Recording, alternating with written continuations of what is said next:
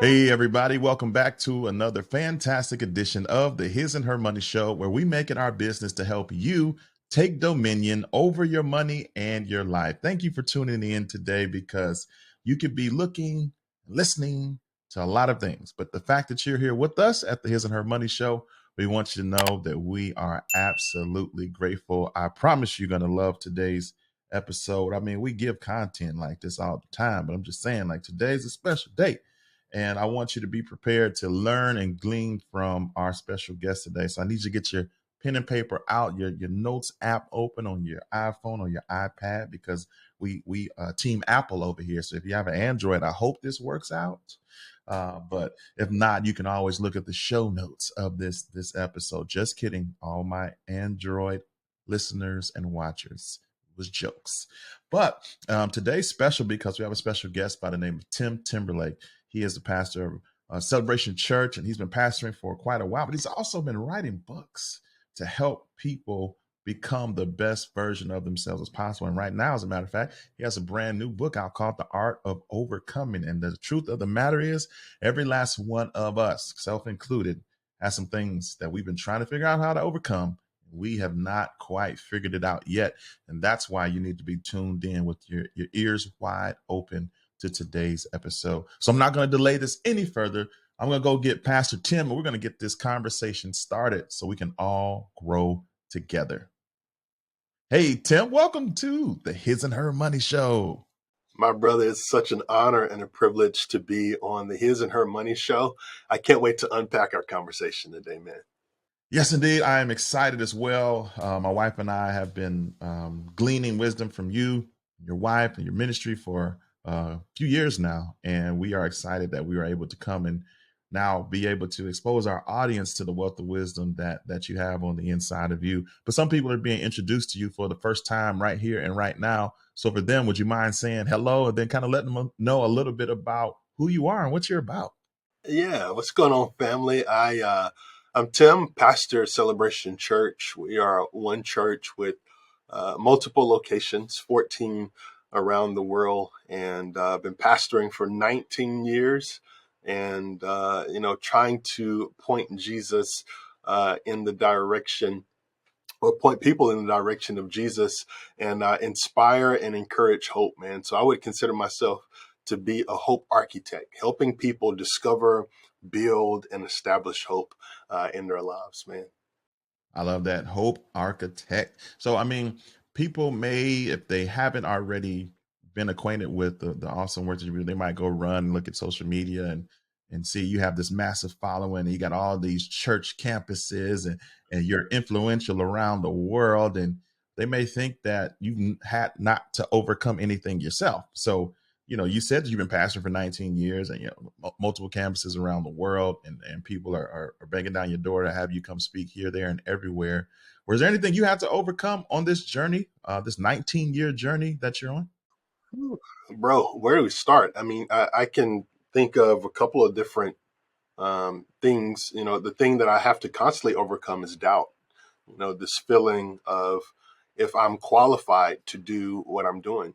And every single day, it's one of those things that I have to continually keep submitted at the feet of Jesus, so it doesn't lead or guide or try to direct my day, but his voice does. And I think all of us at some particular point in our life, particularly if we are in front of people, deal with some type of insecurity, whether it's relational insecurity, whether it's a business insecurity, whether it's public speaking insecurity. All of us have to wrestle and really keep at the feet of Jesus that insecurity, so that insecurity doesn't lead us, but his spirit does.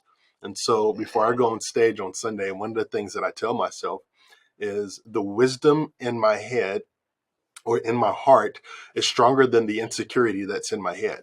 And so that helps me to silence that voice of insecurity and really do what God has called me to do. And when you look through out the word of God throughout time, you see great men and women of God that struggle with insecurity, but they surrendered that insecurity to the feet of Jesus so that they could walk out that assignment.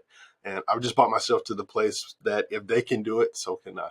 Good wisdom right there. And you've previously written a book called Abandon, another book called Power of 1440. And now here we are with a brand new release called The Art of Overcoming. What inspired you to go this route with your new book?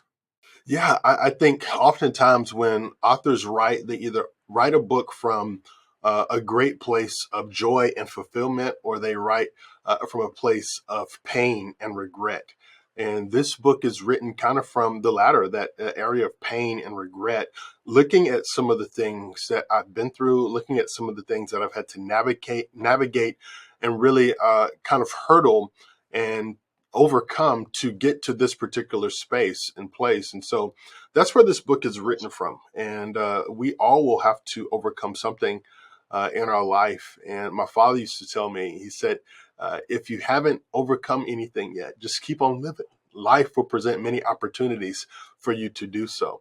And so this book is a blueprint. It's a journey for us to schedule our victories. And this is why this is important. If we don't schedule our victories, our defeats, anxieties, worries, frustrations will schedule themselves. We'll end up being led by those things instead of by the greatness that I believe is in all of us. Good stuff. Now, for this book, you use the word overcoming, which can be kind of a loaded word, can kind of be left up to interpretation for whoever hears or sees that word. But for you, the author, the pen, the person behind the pen, what did you have in mind when you use that word overcoming? So this is something that we need to do in our lives. Absolutely. Sometimes overcoming is simply getting out of bed and looking in the mirror and telling yourself you survived. Other times, overcoming is going through a season or getting through a hard relationship and navigating it to the place where you are no longer trapped in the season that you were in. And when I say the art of overcoming, it sounds a lot more glamorous than what it is. But simply put, it just means that you won't come out of the same thing the same way twice. That's what makes it an art. And whenever you look at an artist that's painting and they're putting paint on canvas, they typically never paint the same picture the same exact way. It may look the same as the end result, but the technique may change slightly. The brushstrokes may change slightly. There may be a difference in the color that they use in a particular place. And so that's what makes it art. It's left up to the person that is painting this portrait to determine the outcome of it.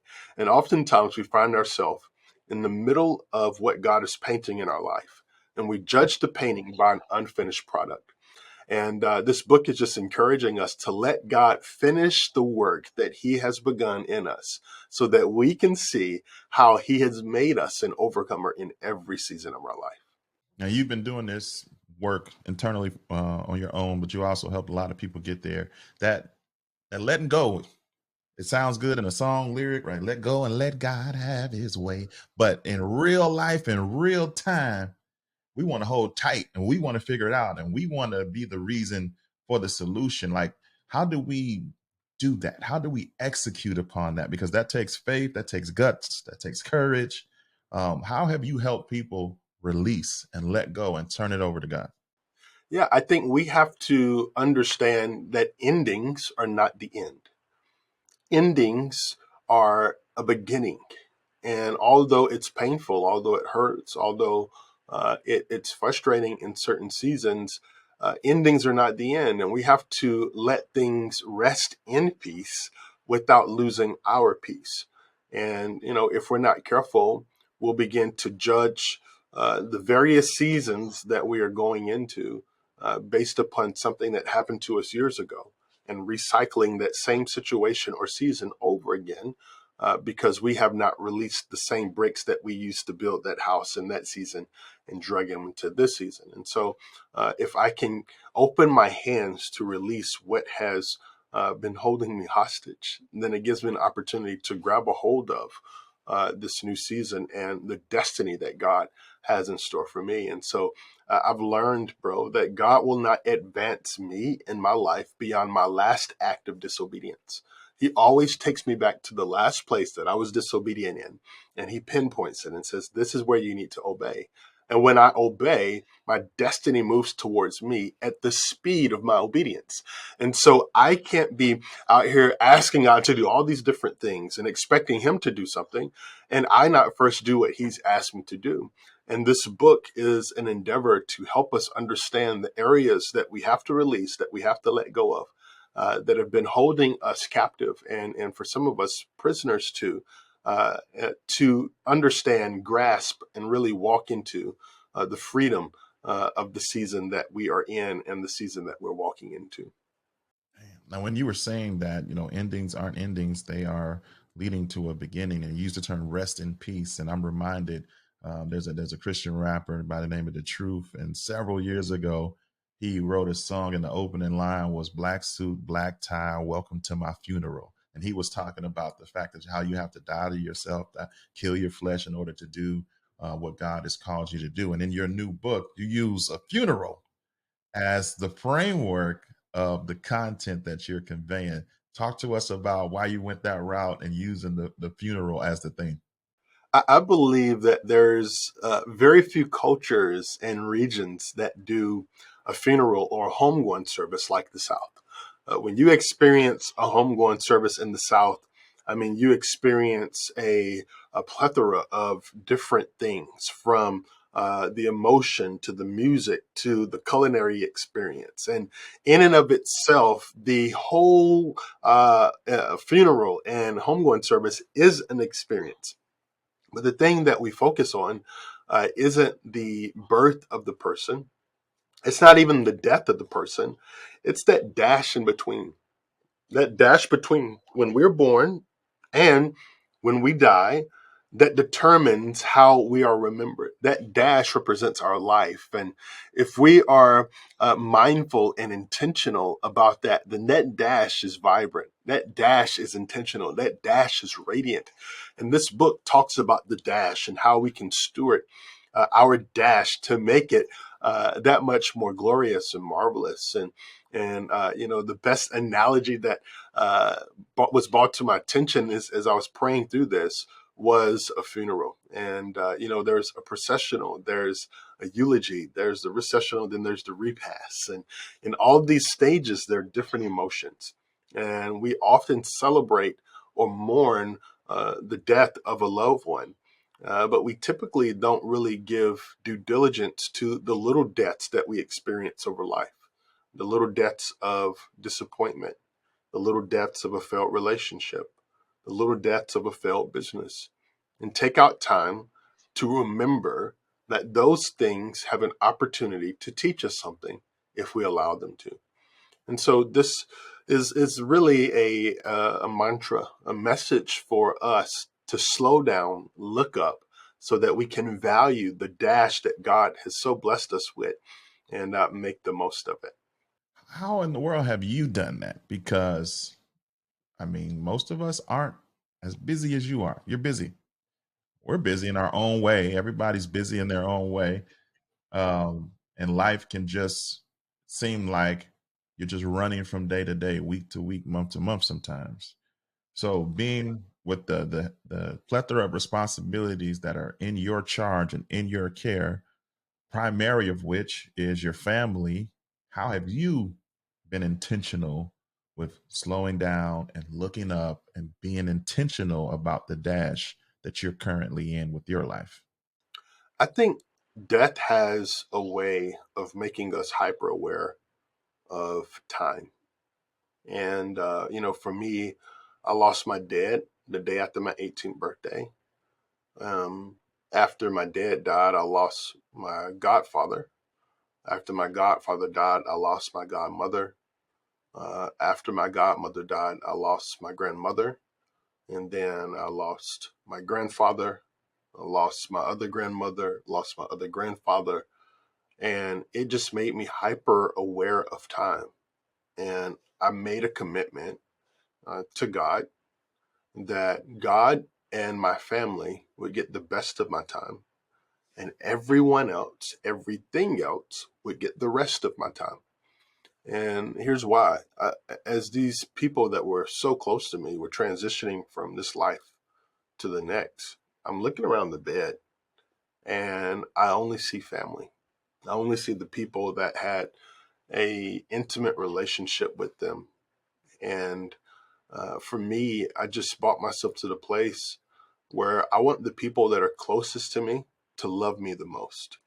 I don't want people that are far away from me to think that they love me but don't really know me. I want those that know me, the ones that know me intimately, the ones that know me behind closed doors, to have the same understanding that the person that everyone knows is the same person that is living behind closed doors, and we love him the most. And it's not going to be the thousands of people that I preach to on the weekend that's going to be by my bed. It's not going to be those that follow me on social media. It's not going to be the various people that I've had an opportunity to pastor, shepherd, and walk with.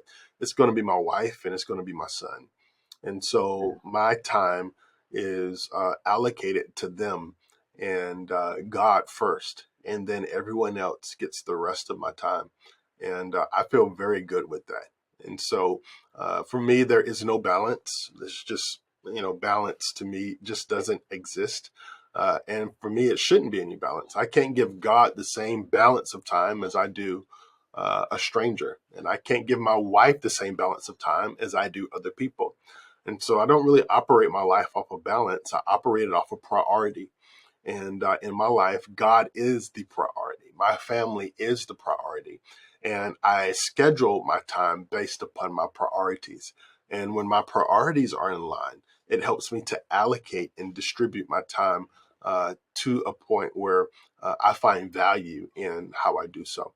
And so that's how I've set out to do it. Things don't always work the way that I planned them to, but for the most part, I do get the time with God, and I do get the time with my family, right? And, they are the beneficiaries of that time from me. And I'm very proud of that time that I get a chance to spend with them.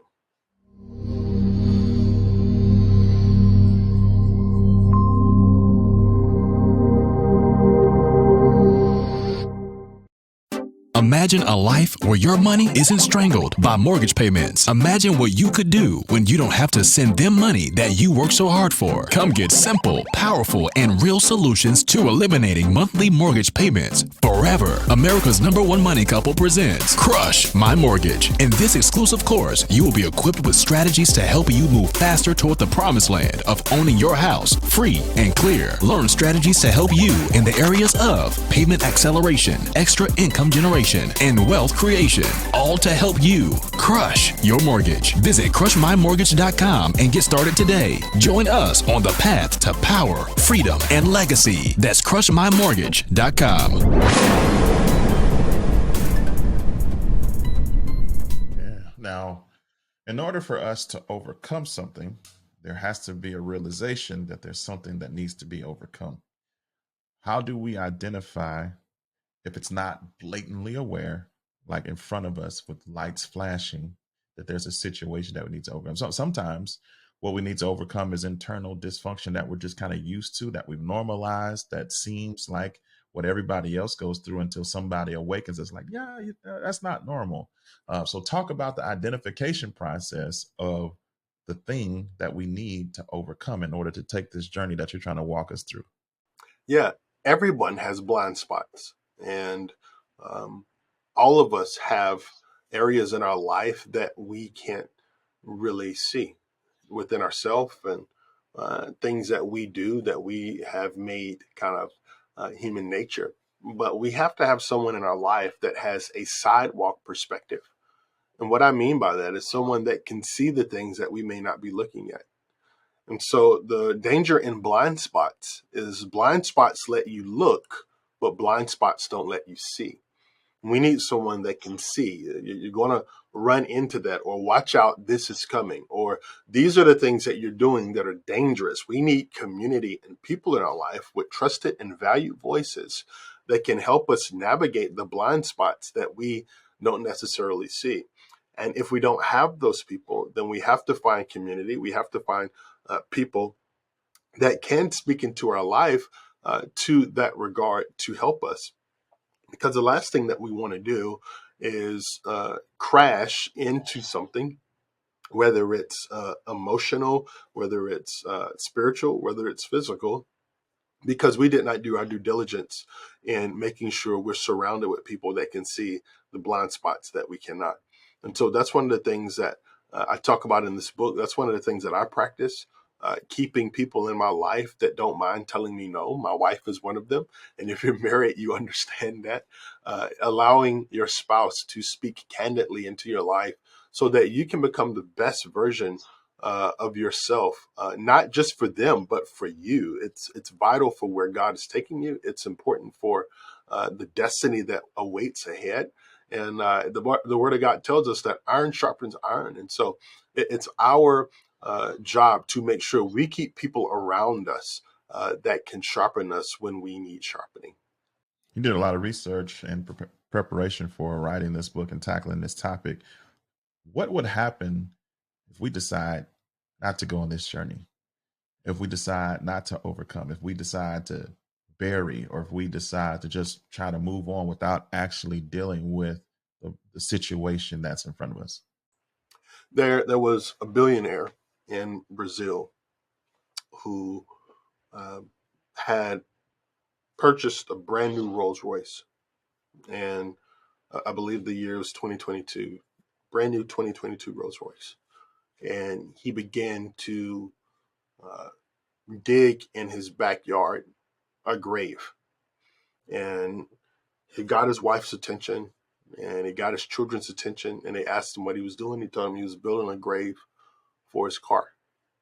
And they were so confused. And his kids were upset, said he was wasting money. And before you know it, he garnered the attention of his neighbors. And his neighbors started to come over and watch him dig this grave. And it caused so much commotion that the media came out, cameras, the news, and they're filming this guy dig this grave to drive his Rolls Royce into it and bury it. And the news anchor asked him, why would you bury something so expensive? Why would you bury something that you pay all this money for? And he stopped and he looked into the camera and he said, to make a point, if you don't utilize your life in the right way, you will be buried with something that's far more expensive than this Rolls Royce. And I believe that's why we should take time to learn how to overcome so that we can die empty and live a full life. That's my prayer. That's my desire, that I would live such a full life but die empty. I don't want any dream. I don't want any vision. I don't want any greatness left in me when I take my last breath. I want to have had left it all here in this life so that there's no greatness buried with me in the grave outside of the things that I've accomplished with the help of God. And this book is an endeavor to help us walk through, navigate, take a journey together as to how we can die empty because we've lived full and overcome the various obstacles that life has presented us.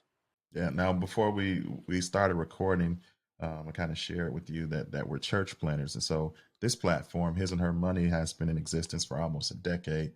But my wife and I, we've been church planting for 14 months, and um, 3 weeks after we opened the doors of our church, my wife lost her mom, and it just completely turned her world upside down. Which is why she's currently on sabbatical from His and Her Money. She'll be back soon, but it's been nothing like she's ever experienced before, either one of us. And so in your book, you emphasize the importance of taking the time and being intentional to grieve, and process the things in life that we go through. Sometimes, depending on where we're raised, how we're raised, we don't really have the tools to do so. We're just kind of, especially, I don't want to say especially, but I know for me as a male, growing up in sports, then going into the military, you ignore pain. You push past pain. You just keep going. How, Pastor Tim, how do we be intentional in taking the time to grieve and process the tough things in our life that come our way properly so that we can overcome properly? Yeah, I would say never rob yourself of the human experience. And what I mean by that is you have to give yourself time to properly process what you're feeling and why you're feeling them. And if you don't take the time to do that, life will create time for you to do that. And it may be years, it may be months, it may be weeks, but that pain will represent itself in your future because you have not properly healed from it. And so the first thing that I would encourage our listeners to do is acknowledge that there is pain. There's something powerful in healing about just acknowledgement. That happened to me. This exists. This is my current situation. But then from there, you have to trust God that He will work out what you are going through. And for those that are listening and are going through that season right now, my father used to tell me that no matter how strong the rain is falling, no matter how hard the wind is blowing in the storm, every single storm will run out of rain. And for those of us that have lost loved ones that are near and dear to us, you will never get over it, but you will get stronger. And so you have to acknowledge that this season is hard, this season is tough, but also invite and welcome Jesus into it so that He can help you navigate it. And like He did for me, He took His hands and He wrapped them around my heart. And although I felt great pain, although there's moments throughout my day, every single day, where I reflect and think about my Father, and it brings me to a place of sadness, I'm quickly reminded of His grace and His love for me. And the fact that even in my greatest pain and in my darkest season, He's still there. It encourages me. It lifts my head. It reminds me of how loved and valued I am. And Jesus made a statement. He said, there is nothing that we will go through. There is nothing that we are tempted by that He did not first go through, and He was not too tempted by. And for a long time, man, I was confused by that. I was so confused because I didn't think that Jesus lost any parents until I looked into the New Testament and saw where Jesus is on the cross and He looks down at His mother and He tells His brother, take care of mom. And the only reason He tells His brother that is because Joseph is no longer there.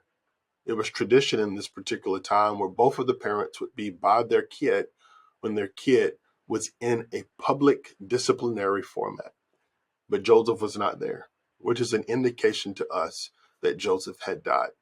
Now, Jesus, being all powerful, being all God and all man, having the power and the ability and the authority to resurrect dead people back to life again, could not resurrect His own father because He had to identify with the pain of what it was to lose a parent. And when I discovered that, it drew me closer to opening up my heart to Jesus and asking Him to help me through the pain that I wrestle with on a daily basis.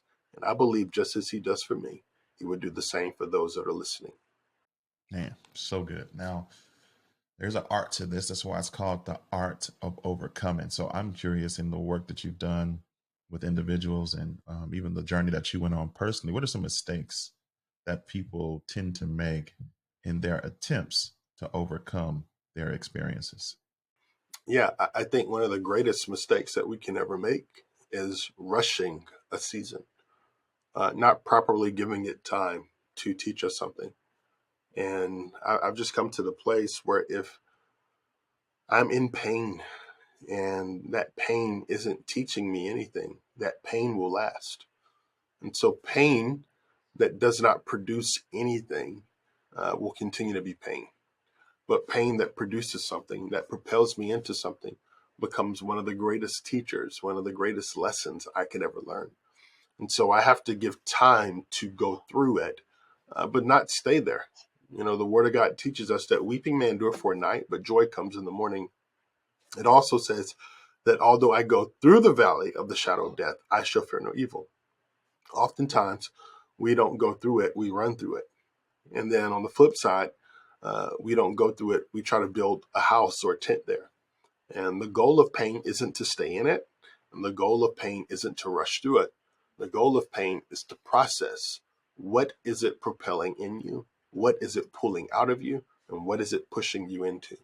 And so you have to move at the pace of grace through Jesus and see what he desires for you to learn, discover, and become because of the season you may be in. And that's so good. Tell everybody a little bit more about what they'll find inside the pages of your brand new book, The Art of Overcoming, and how they can pick up a copy. Yeah, I think you'll find an array of different life stories that um, are things that I've had to overcome. And it's kind of, a tasteful Christian tell-all book about the various things that I've had to navigate, from the death of loved ones to divorce, and what it was to be single again, and all these different things that I've had to navigate and walk through. But the silver lining throughout the whole book is hope in Jesus, and how when we anchor our life in him, we find that he's the one writing this story. And although the story may have pain points in it, it's a beautiful story. And at the end of the story, you will overcome. And so I think the best way to sum this book up is when you really think about the word triumph. Triumph is a little oomph after you try. And this book helps you to navigate what areas you need to try in so that you can experience the triumph that God has for you. You can pick it up anywhere books are sold, or you can go to the artofovercomingbook.com or timtimberlake.tv, and it'll give you the indications and the directions as to how you can order the book. So now, as we conclude, one last question for you. There may be somebody listening, watching, who is at a super low point. Sometimes when you're in it, the thick of it, as you know, you have to walk through several losses of your own, several adverse situations of your own. Sometimes when you're in the middle of it or right at the beginning of that thing, it's hard to see that there is light at the end of the tunnel, that there is a bright future awaiting. They just may be stuck and wondering, is there any hope? Is there any relief from this pain? If you had a chance to talk to them one-on-one right here and right now, what would you say to them? Yeah, I would say that there is hope, and don't process what you're feeling alone. Find you a therapist, or find you family, find you someone that you can process these things with. And the second thing that I would tell you is talk to yourself more than you listen to yourself. When you listen to yourself, you typically echo the negative voices that you hear. But when you talk to yourself, you can echo the voice of God, reaffirming, reassuring, helping you navigate this life, and leading you back to hope in him. And so that's what I would encourage our listeners to do. Process it with people that you trust, and talk to yourself more than you listen to yourself, and be an echo of the voice of God in your life. Man, so good. Now, I know people are going to want to keep up with you if they haven't already been doing so. Where can they find you on social media? Yeah, on Instagram, it's T Timberlake. On Twitter, it's Tim Timberlake. On Facebook, it's Pastor T Timberlake. On TikTok, it's Tim Timberlake. And you can find me on all of those platforms. And in my bio on all of them, my cell phone is there. So if you want to text me, reach out, feel free to do so. It is me responding. I'm very relational and desire to make sure that those that want to connect can connect. And I set myself in agreement through prayer with all that do so. That's so amazing. All we can say is thank you. Thank you for taking time out of your super busy schedule to come on the His and Her Money Show and unpack this wisdom with us today. Thank you, bro. Thank you for having me on, man. Well, there you have it, ladies and gentlemen. Another fantastic edition of the His and Her Money Show is complete. The name of the book is The Art of Overcoming. We have the link to the book in the show notes of this episode. Do yourself a favor, click the link, get the book, and start your journey to overcoming, because remember, the goal is to have dominion over your money and your life. And so we want you to take authority in the areas of your life that God has granted you the power to do so in. So don't let the challenging situation that you may be facing hold you back from all that God has for you. This book serves as a fantastic blueprint to help you not have to figure out this journey alone. That's all we got for this time, guys. It's been great. Until next time, peace.